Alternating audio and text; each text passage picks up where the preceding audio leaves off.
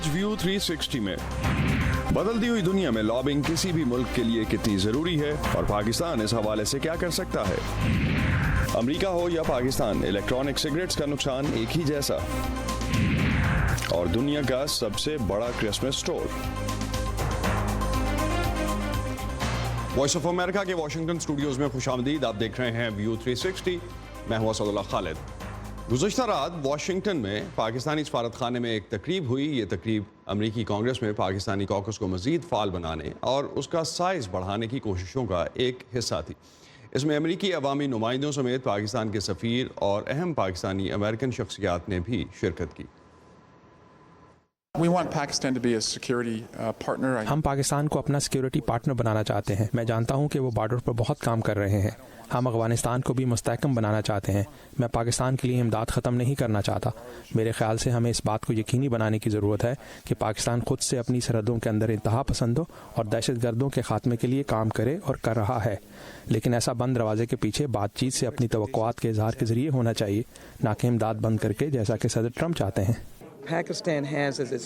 यहाँ पाकिस्तान की ताकत इसकी बहुत मुतहर्रिक प्रोडक्टिव पाकिस्तानी अमेरिकन कम्युनिटी है। ताल्लुकात में बिगाड़ की वजह से अगरचे पाकिस्तान की फंडिंग काटी गई, लेकिन ऐसी तरामीम जिनसे ताल्लुकात मजीद खराब हो सकते थे वो हमने पास नहीं होने दी।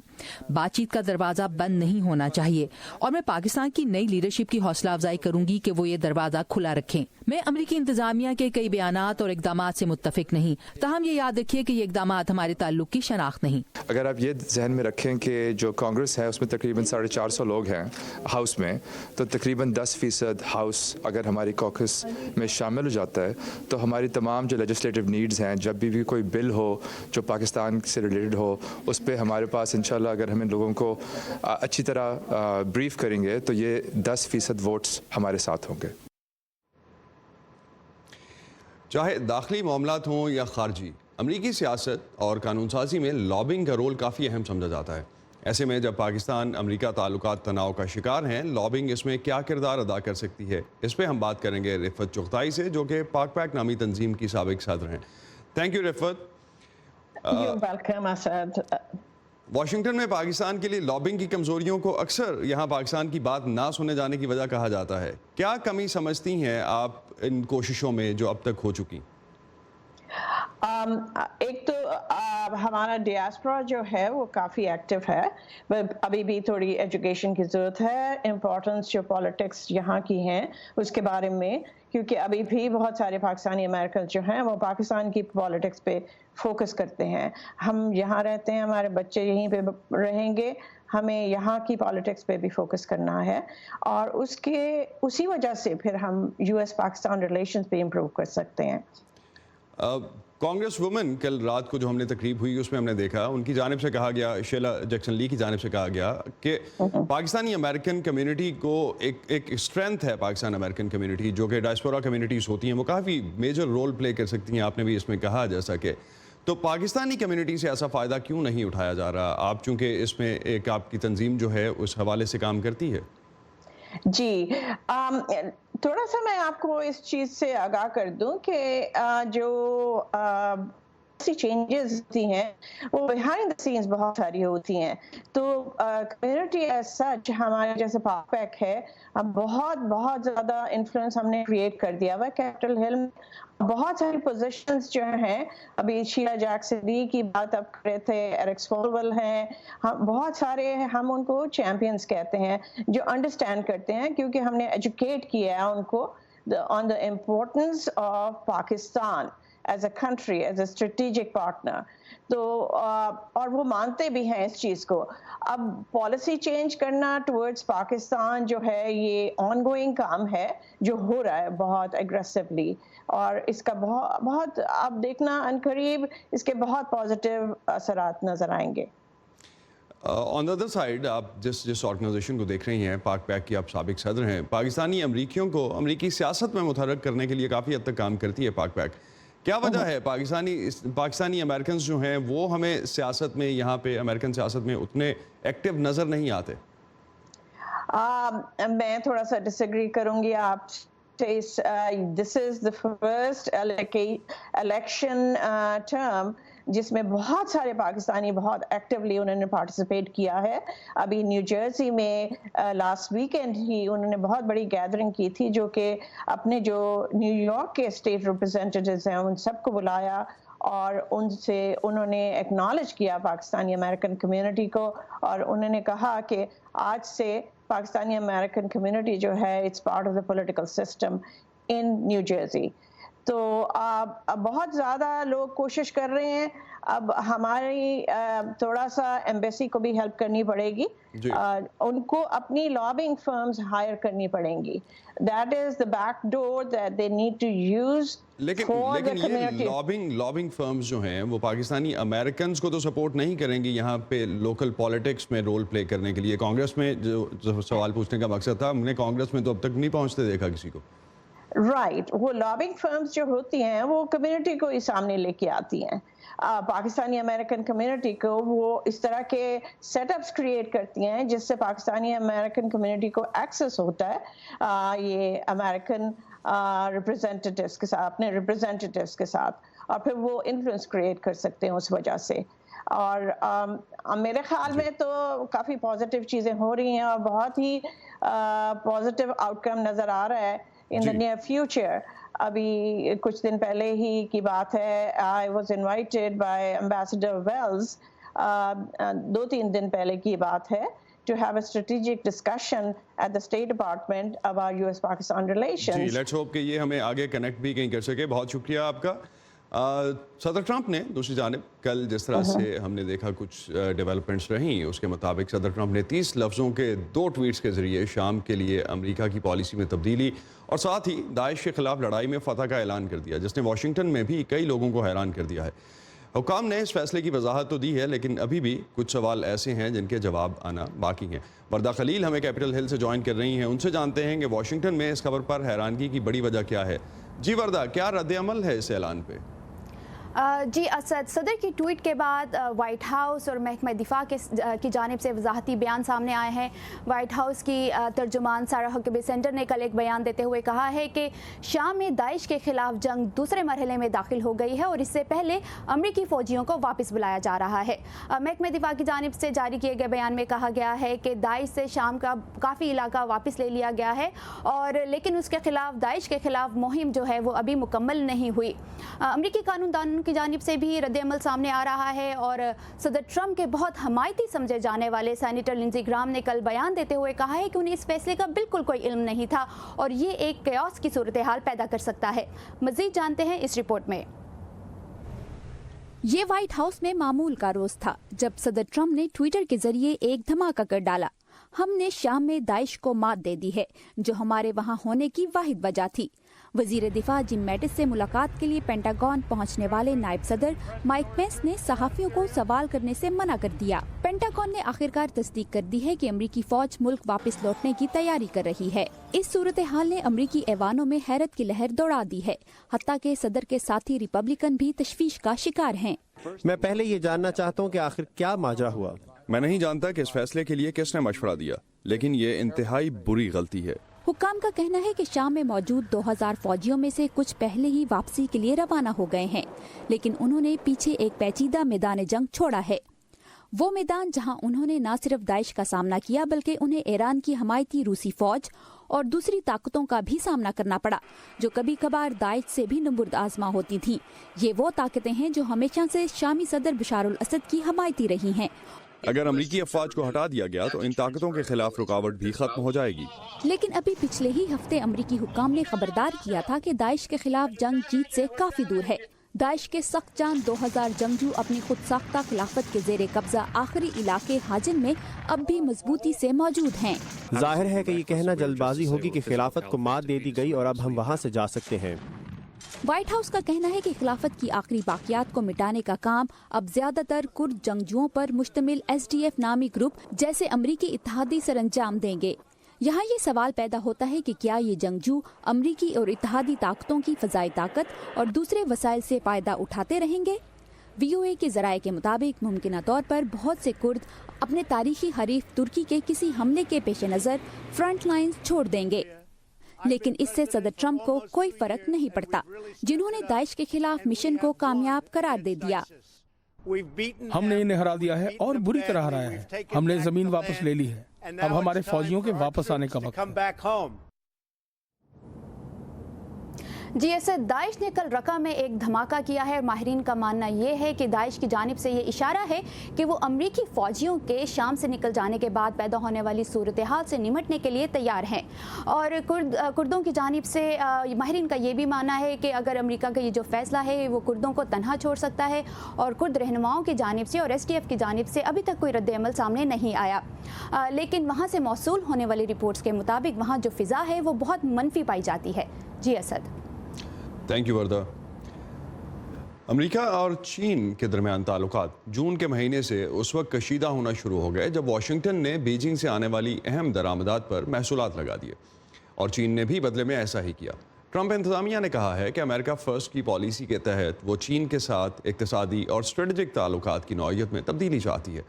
ٹرمپ انتظامیہ نے کس طرح 2018 میں چین کا سامنا کیا، یہ جانتے ہیں اس رپورٹ میں۔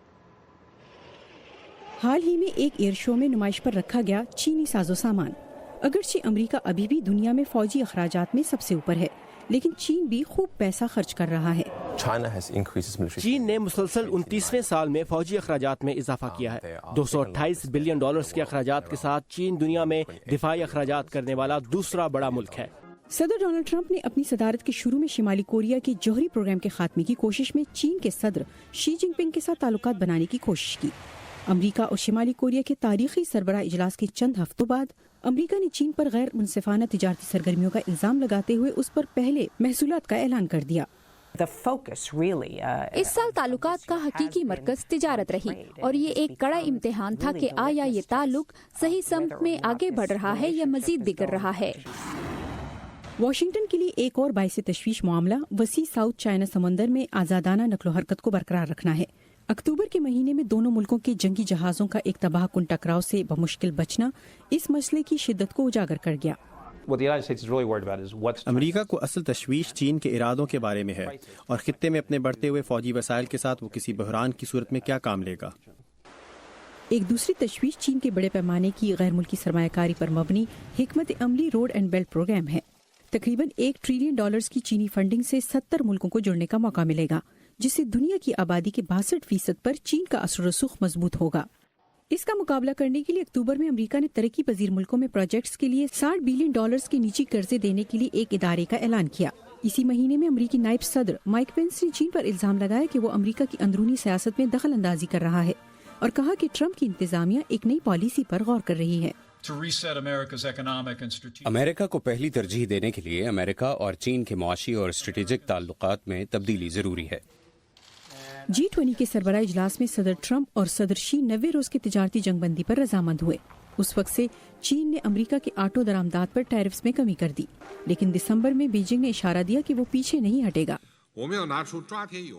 ہم میں مضبوط رہنے کی ہمت ہونی چاہیے، جو لوہے کے ایک ٹکڑے پر آپ کا نشان چھوڑنے کے برابر ہے جب آپ اسے پکڑیں یا اس پر قدم رکھیں۔ جبکہ تجارتی مذاکرات میں گرمی آئی ہوئی ہے، ٹرمپ انتظامیہ نے مبینہ طور پر بیجنگ کی حمایت سے ہونے والی اس ہیکنگ کی سخت مخالفت جاری رکھی ہوئی ہے، جو اس کے مطابق چین کی ٹیکنالوجی کی دنیا پر اجارہ داری کی ایک کوشش ہے۔ یہ ایک اور اشارہ ہے اس بات کا کہ شاید اگلے سال بھی چین اور امریکہ کے تجارتی تعلقات میں ترشی کم نہ ہو۔ پیٹسی بداسکوارا کی رپورٹ کے ساتھ نیلوفر مغل، وائس آف امریکہ۔ دنیا بھر اور پاکستان کے بارے میں اہم خبروں کے لیے آپ ہماری ویب سائٹ پہ آ سکتے ہیں urduvoa.com، جہاں پہ آپ کو صدر ٹرمپ کے ٹویٹ کے بعد اور اناؤنسمنٹ کے بعد اور بھی کافی ڈیولپمنٹس دیکھنے کو ملیں گی۔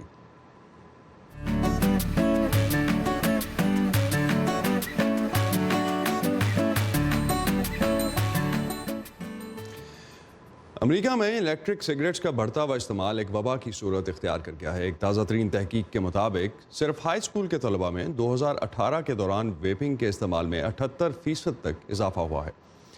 امریکہ میں ہائی اسکول جانے والے 5 میں سے ایک طالب علم کا کہنا ہے کہ اس نے پچھلے 30 دنوں میں ویپنگ کی ہے۔ یہ تعداد پچھلے سال کے مقابلے میں 37% زیادہ ہے۔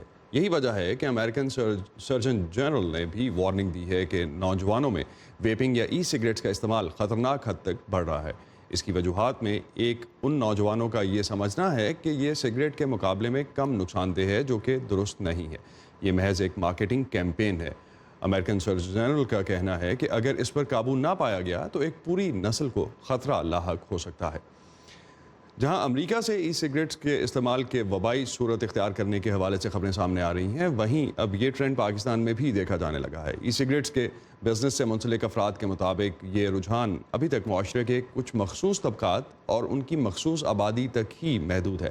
پاکستان کے سب سے بڑے صنعتی اور تجارتی مرکز کراچی، جس میں صرف ای سگریٹس اور تمباکو کی دیگر مصنوعات بیچنے والے کم از کم 10 اسپیشلٹی سٹورز موجود ہیں۔ پاکستانیوں میں اس رجحان کی صورتحال کیا ہے، اس کو جاننے کے لیے ہم چلتے ہیں محمد ثاقب کے ساتھ، جو ہمیں ایسے ہی سٹور پہ لے کے جا رہے ہیں۔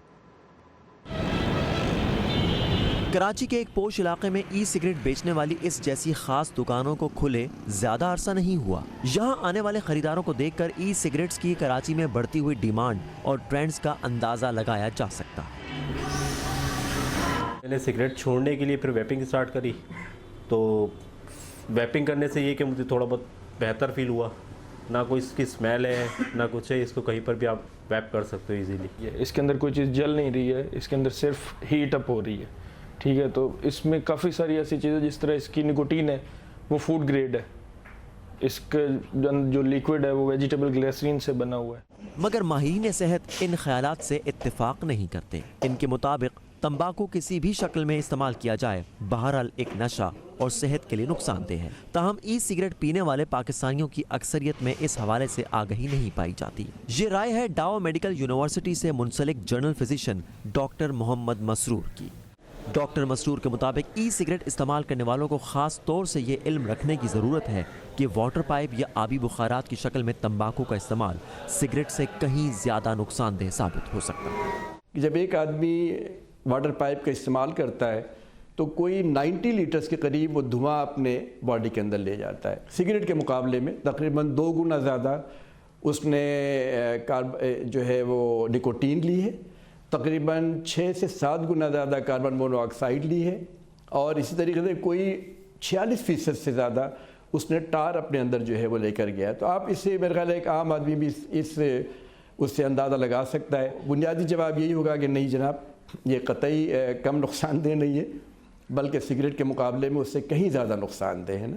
ایسی کوئی تحقیق اب تک تو سامنے نہیں آئی جس میں پاکستان میں ای سگریٹس استعمال کرنے والوں کی تعداد بتائی گئی ہو، مگر جگہ جگہ کھلتے ایسے اسٹورز کو دیکھ کر اس کے بڑھتے ہوئے رجحان کا اندازہ لگانا مشکل نہیں۔ Muhammad Saqib, Voice of America, Karachi. Karachi میں ایک ایسی تاریخی عمارت ہے جسے تعمیر تو انگریزوں نے کیا تھا، لیکن اس کا خرچ اٹھانے میں مقامی آبادی نے بڑھ چڑھ کر حصہ لیا۔ فریئر ہال کے نام سے جانے والی یہ عمارت سندھ کے کمشنر سر بارٹل فریئر کی خدمات کے اعتراف میں بنائی گئی تھی، لیکن اس کے اندر صادقین کے فن پاروں کا ایک خزانہ بھی موجود ہے۔ چلتے ہیں شایان سلیم کے ساتھ۔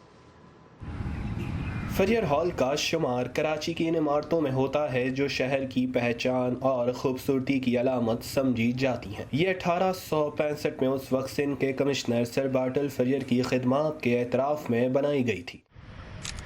محققین کے مطابق اس کی تعمیر میں 1,80,000 ہندوستانی روپے لگے، لیکن خاص بات یہ ہے کہ 52,000 سے زائد کی رقم عوام نے چندہ کر کے انگریز سرکار کو دی۔ یہ سر بارٹل فریئر سے ان کی محبت کا اظہار تھا۔ انہوں نے کچھ ایسے کام کیے تھے جو ہم جب غلام تھے، ہم انگریزوں کے راج میں، برٹش راج میں ہم ان کی کالونی تھے، ممکن نہیں تھا، مگر انہوں نے سندھی زبان جو اس خطے کی زبان تھی اس کو سرکاری درجہ دیا کہ آپ کی ساری جو سرکاری کام ہوگا، دفتری کام ہوگا، وہ سندھی میں بھی ہوگا اور انگلش میں بھی ہوگا۔ اسی طرح دوسرے کام کیے تھے جو آج ہم نہیں کر سکتے۔ زرد پتھروں سے بنی اس عمارت میں اسلامی اور برطانوی طرز تعمیر کی جھلک نمایاں ہے۔ اس میں آپ دیکھیں گے فریئر ہال کی جو عمارت ہے، اس میں آپ کو لگے گا کہ وہ کلیسا کے جو گنبد ہیں، کلیسا کے جو مینار ہیں وہ بھی ہیں، اور اس میں گنبد ٹائپ جو اسلامی طرز تعمیر کا جو ہوتے ہیں کہ وہاں پہ جو کھڑکیاں ہوتی ہیں یا جو محرابی دروازے ہوتے ہیں ان کا بھی ٹچ دیا گیا ہے۔ گوتھک طرز تعمیر ہے اس میں۔ فریئر ہال صرف برطانوی راج کی ایک اہم یادگار نہیں بلکہ پاکستان کے نامور مصور اور خطاط صادقین کا آخری بڑا فن پارہ بھی یہیں محفوظ ہے۔ اس پر صادقین نے 1986 میں کام شروع کیا، لیکن اگلے ہی سال ان کا انتقال ہو گیا اور یہ میورل نامکمل رہ گیا۔ صادقین نے یہ جو کام کیا ہے، اس میں زمین اور آسمان کے درمیان جو علم ہے اس پہ بحث کی ہے۔ اس میں جمہوریت بھی نظر آئے گی آپ کو، اس میں ظلم بھی نظر آئے گا، امن بھی نظر آئے گا، اس میں بادشاہت بھی ہے، اس میں میتھمیٹکس بھی ہے، سائنس بھی ہے، جغرافیہ بھی ہے، باٹنی اور زولوجی بھی ہے۔ غرض اگر آپ اس کا مطالعہ کریں اور ایک سرے سے اگر آپ اسے دیکھتے چلے جائیں تو میں سمجھتا ہوں کہ شاید موجودہ دور میں کوئی علم ایسا نہیں ہے جس پہ صادقین نے بحث نہ کی ہو اپنے اس میورل۔ فریئر ہال کی بالائی منزل سن 1990 سے صادقین کے نام سے منسوب ہے۔ یہاں موجود صادقین آرٹ گیلری میں ان کے فن کے کئی اور نمونے بھی دیکھے جا سکتے ہیں۔ پاکستان بننے کے بعد فریئر ہال پاکستان کا قومی ورثہ قرار دیا گیا۔ وسائل کی کمی کی وجہ سے کراچی میٹروپولیٹن کارپوریشن نے اس عمارت کو 2017 میں ایک غیر سرکاری تنظیم کے سپرد کر دیا جو اس کے انتظامی اور بحالی کے کام کی نگرانی کرتی ہے۔ سلیم خان، اردو، VOA کراچی۔ کرسمس کے قریب آتے ہی دنیا بھر میں اس کی تیاریاں جوش و خروش سے جاری ہیں، بالخصوص اس کی روایتی شاپنگ کی۔ آج ہم آپ کو لیے چلتے ہیں امریکی ریاست مشیگن، جہاں دنیا کا سب سے بڑا کرسمس سٹور برونرز کرسمس وانڈرلینڈ موجود ہے۔ 8 اولمپک سائز کے سوئمنگ پولز کے برابر رقبہ رکھنے والے برونرز کرسمس ونڈرلینڈ نامی سٹور میں آنا شاپنگ سے بڑھ کر اپنے آپ میں ایک منفرد تجربہ ہوتا ہے، خاص طور پر بچوں کے لیے۔ شاپنگ کا آغاز ایک یادگاری تصویر سے کرنا یہاں کی روایت ہے، جس کے بعد صارفین کو نقشہ تھما دیا جاتا ہے کہ کہیں وہ اتنے بڑے سٹور میں راستہ ہی نہ بھول جائیں۔ سٹور کی چھت کو اونچا بنایا گیا ہے تاکہ اونچے کرسمس ٹریز اس میں سما سکے۔ یہاں کرسمس کی روایتی اشیاء بھی ہیں، جیسے چارلز ڈکنس کی کہانیوں کے مشہور کردار، کرسمس گاؤن، زمین پر پھیلے ہوئے نٹ کریکرز، ماڈرن برقی سجاوٹیں تو سب سے بہترین ہیں۔ We have over 50,000, just over 50,000 items here.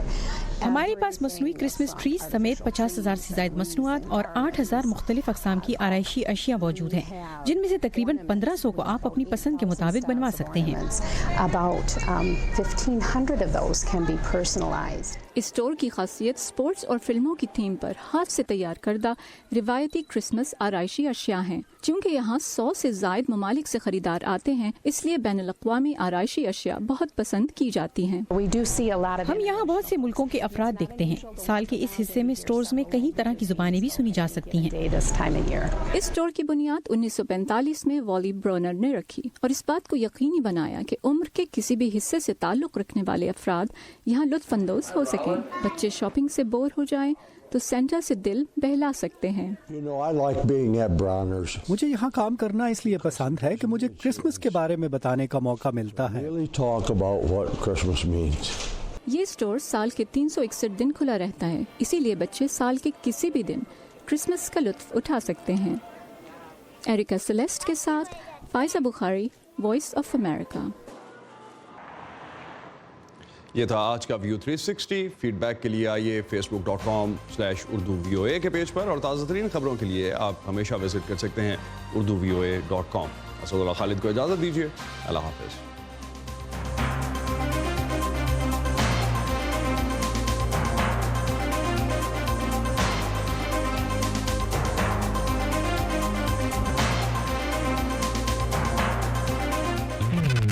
تازہ ترین خبریں، اہم واقعات، آڈیو ویڈیو رپورٹس اور تجزیے دیکھنے، سننے اور پڑھنے کے لیے ڈاؤن لوڈ کیجیے VOA اردو کی نئی ایپ۔ خبریں اب ہر وقت آپ کی مٹھی میں۔